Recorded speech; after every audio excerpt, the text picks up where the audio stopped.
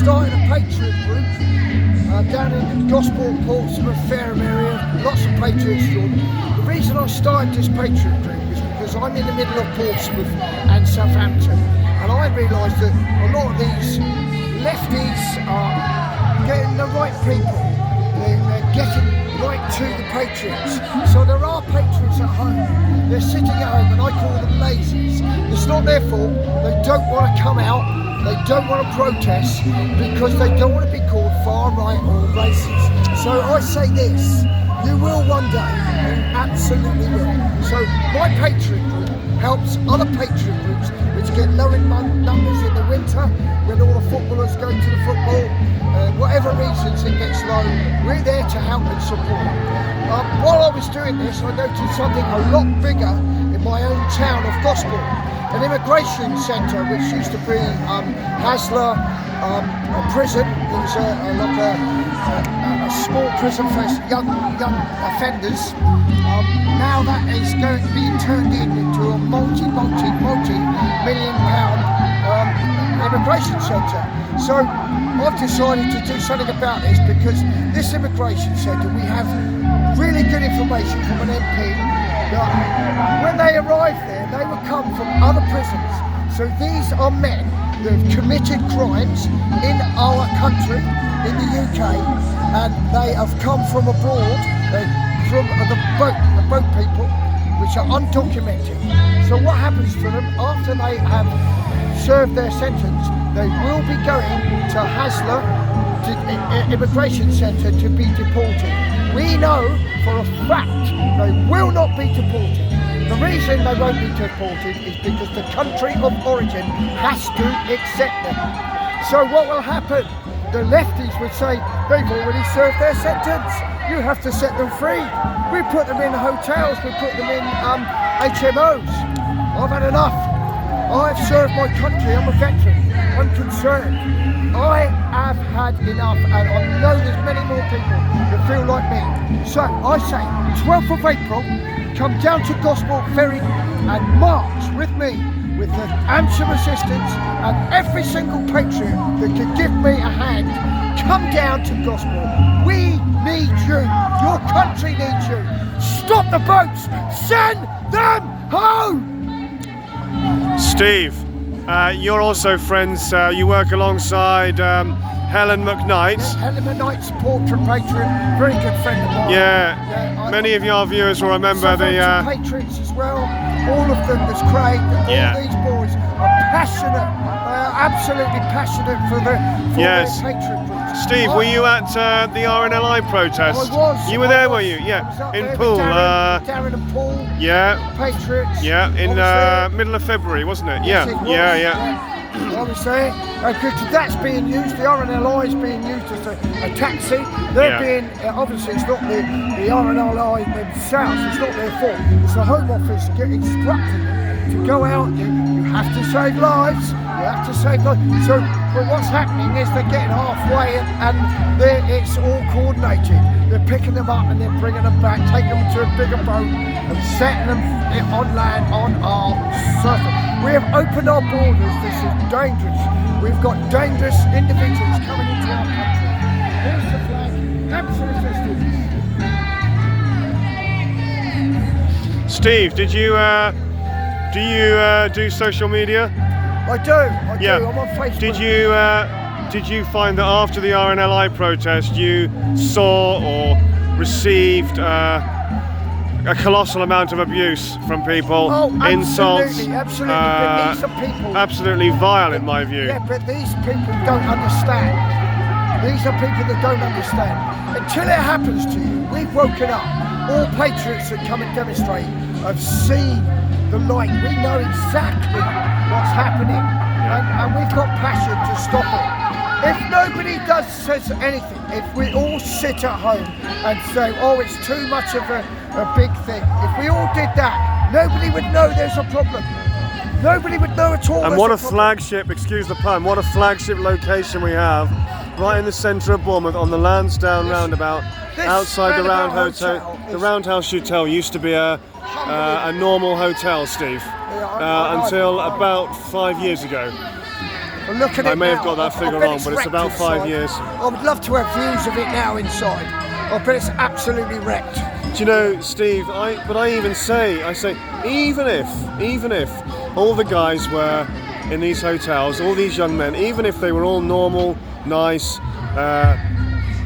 average guys, with good intentions, etc., etc., even then, it would still be a major problem, a major issue, because I've been saying for a long time, Steve. Sorry to interrupt you. It's too many people, too quick, too quickly. It's endless. It's illegal. It's chaos. So even if they were all absolutely fantastic, it would still be bad and wrong. But of course, we know that a lot of them are not people with good intentions or people without problems. We know that a lot of them are, well, it's a right mishmash, isn't it? It's a total mishmash. It is, and when they're coming over from France, that's not a war-torn country, so they're definitely not refugees. They are 100% not a refugee. They have crossed at least 7 or 8 different continents. To cross them continents, they must have documents. They must. Suddenly, when they get to France and it's time to get in a little dinghy, they've got there's no documentation for them. So they're illegal men, and they're illegal men because they're dangerous. I mean, the thing is, they've done this because they're dangerous criminals. The thing is, Steve, I'm all for grown-up, adult, civilised debate, which normally is impossible with the counter-protesters. I mean, sometimes you can, but at the same time, I find myself thinking, I listen to them and I look at them, Steve, and it's like some sort of weird religious cult. They just keep repeating the same sentences, the same what's the word I'm looking for? The same slogans. Same slogans. Yeah, over and over and over, and it's so shallow, unintelligent, overgeneralised, oversimplified. It's like some sort of cult, you know. You feel like, is this North Korea or? I have a friend that actually works in the council, and she's I can't mention her name because it would put her at risk. But she works in the council, and she's a very good friend of ours, and she is in a council that got a Liberal Democrat base, and that she has told me they have a budget for counter-protesting. Right. So they pack these people over here. Half of them are paid agitators. They are paid to come in. They come from Oxford. They come from Reading. They come from Bournemouth University. They come from Southampton University. They all get on a bus. They're all paid £40 a session. Yeah. They don't know what they're there for. Steve, you've had that confirmed? Because I keep hearing that, and I'd like to. I've had that confirmed by a member or a friend of mine who actually works in the council. Yeah. And she has told me. She said, she swore me to secrecy for her name, and I'm not going to give her name because it's unfair on her. But I can say I know for myself, because I've heard it from her. I know for myself that is fact. Yeah. And she even says they get less when they run out of budget. So when the budget, there's not much in the kitty, they get less. They get less agitators, and they are agitators. Yeah. They're traitors. To put it in layman's terms, Steve, you couldn't make this up, could you?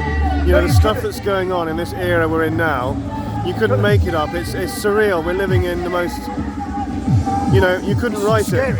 You couldn't write it. Yeah. It's really, really scary because they protected the boat people, for example. There is no women and child across the channel at all. In all these hotels, there's no women and kids. They're all men. They're all undocumented men.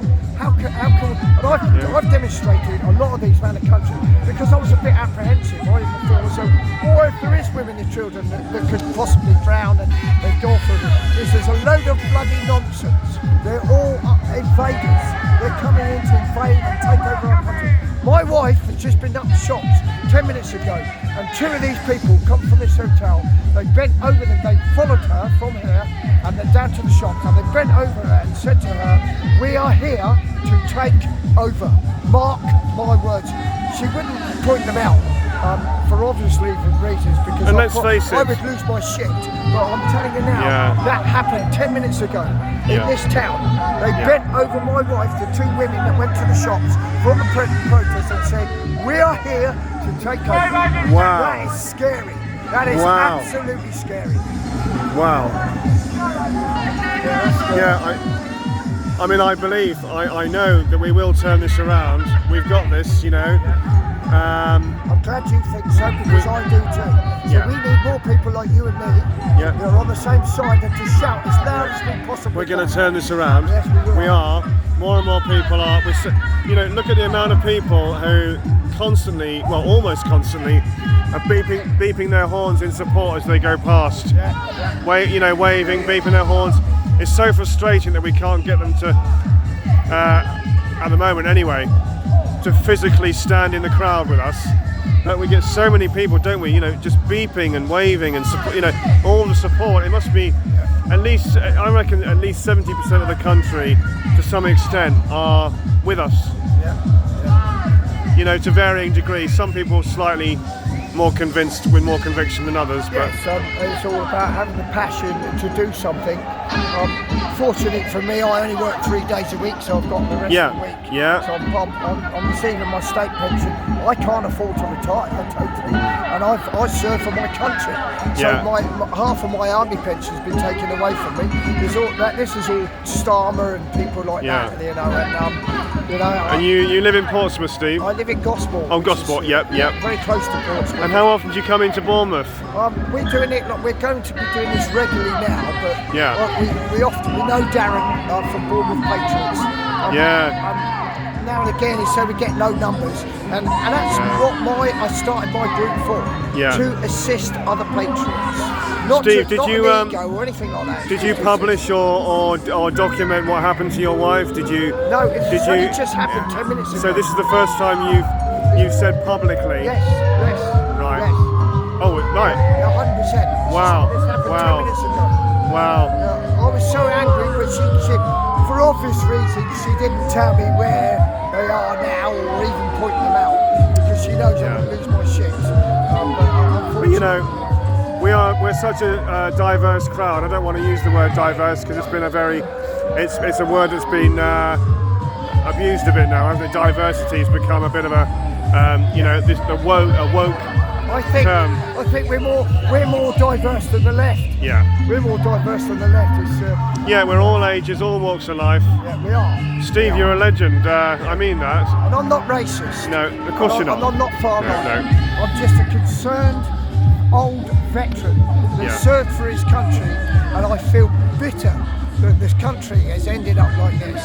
I will not stop, and I hope that many, many patriots out there come and join me in the fight to get this sorted, to close Steve, the borders. What most of us simply want is a limited, quotas-based, sensible, regulated, fair immigration and migration policy, like all countries have. Refugees. But we're not talking about refugees. No. We're talking about undocumented men. Opportunists. Criminals. That's why they've gone down that route to get to here. Opportunists, economic migrants, Yeah. which again, Somalis. Yeah. Oh, come on. Yeah. Come on, people, wake up. Yeah. Anything else you'd like to add before we wrap up, Steve? All I can say, one more thing Yeah. I'd like to say is, if you are debating whether to come out, if you're one of these watching this video, and you've listened to anything that we've got to say, and you feel, I'm a bit apprehensive, come onto Facebook. Yeah. Come and private message me. I would gladly pick anybody up. I would gladly look after them on a protest. I would gladly see the way. Yeah. Numbers is important. Numbers is absolutely. How can people contact you, Steve? How can people find you and contact you?